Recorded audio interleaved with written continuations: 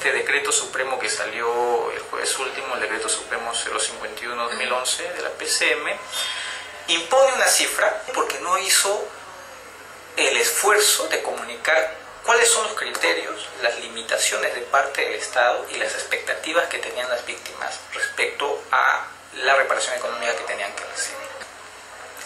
Establece criterios que para la Defensoría van a generar afectaciones de derechos y además desnaturaliza el contenido reparatorio del proceso.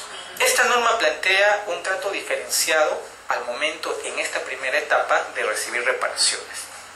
Cuando se trata de padres de familia, o padres de personas que han desaparecido o fallecido, le dice el Estado que para acceder a las reparaciones tienes que tener más de 80 años y siempre que tengas una necesidad.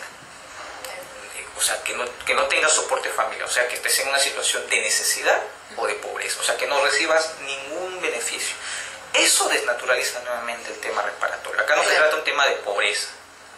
Hay personas que han perdido familiares, los han matado, los han asesinado, los han ejecutado, los han secuestrado, y no se necesita tener un estado de necesidad para reconocer el tema compensatorio. Hubiera sido distinto si el Estado hubiera dicho: los recursos que nosotros tenemos no son lo suficientes como para poder atender todas las necesidades y por lo tanto en esta primera etapa vamos a preferir de esta manera. Pero de modo alguno no ha debido incorporar el criterio de soporte familiar como requisito, porque eso no se condice con la ley de reparación. Y así, y mientras le pide 80 años a los adultos mayores que son ascendientes de desaparecidos o fallecidos, le pide 65 años en el caso de que sean personas, mujeres producto de violencia sexual, personas con discapacidad, etc.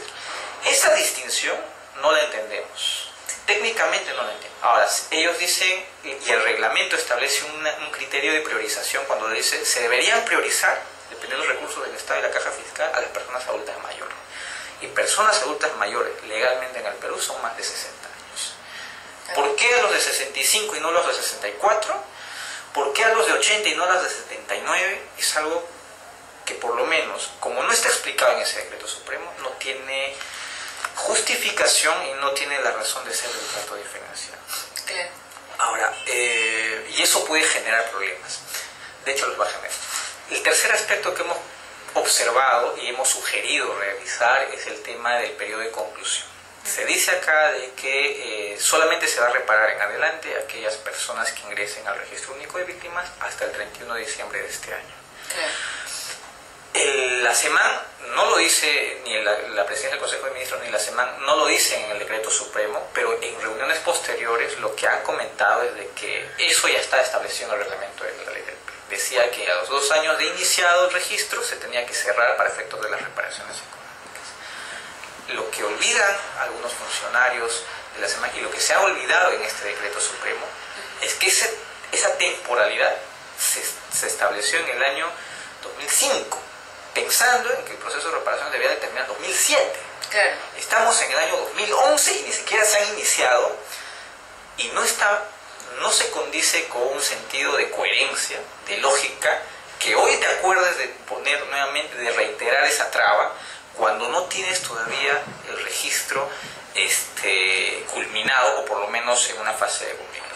Es cierto, y ahí coincidimos con ellos, de que no se puede mantener indefinidamente el tiempo en el cual el Consejo de Reparaciones tiene que tener abierta la posibilidad de escribir. Tiene que hacerlo lo antes posible, si no, no se va a reparar nada. De acuerdo, absolutamente de acuerdo. Pero el tema está en que eso no tiene que afectar el derecho de acceso a reparación de la víctima. ¿Qué va a pasar con aquellas personas que tienen el derecho a recibir reparación económica, pero por alguna razón no llegan a inscribirse en el registro único hasta el 31 de diciembre de 2011? ¿Pierden el derecho a partir del 1 de enero de 2012? O sea, caduca el derecho. O sea, estamos hablando de establecer el periodo de caducidad del derecho, del acceso al derecho. Y eso no es posible. Claro. No es posible salvo que por ley se establezca y que haya razones justificadas, motivadas y legales que permitan hacer eso. Desde nuestra perspectiva, eso no es posible. Y además porque cuando se creó el Registro Único de Víctimas, considerando la complejidad y todo el tema que estaba vinculado a las afectaciones de las personas, es que se consideró, y el reglamento lo sigue estableciendo, eso no está derogado, que el registro tiene carácter permanente, tiene un carácter de permanencia, y por lo tanto las personas que no podrían, no llegan, no conocen de la existencia de las reparaciones y que las tomen conocimiento posteriormente, siempre que demuestren esa afectación, se puede inscribir tranquilamente. Ese trato distinto necesita justificación legal.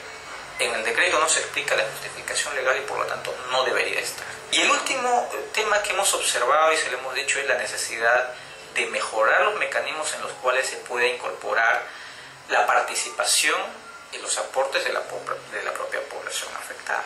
Esos son los 4 puntos, digamos, que más nos han llamado la atención y sobre los cuales hemos querido llamar también la sensatez de la presidencia del Consejo de Ministros para pedirle que revise inmediatamente el decreto supremo, haga los ajustes necesarios antes de que se inicie el programa de reparación. Lo que no queremos es de que finalmente se pierda de vista el sentido de dignificación que tiene que tener este proceso.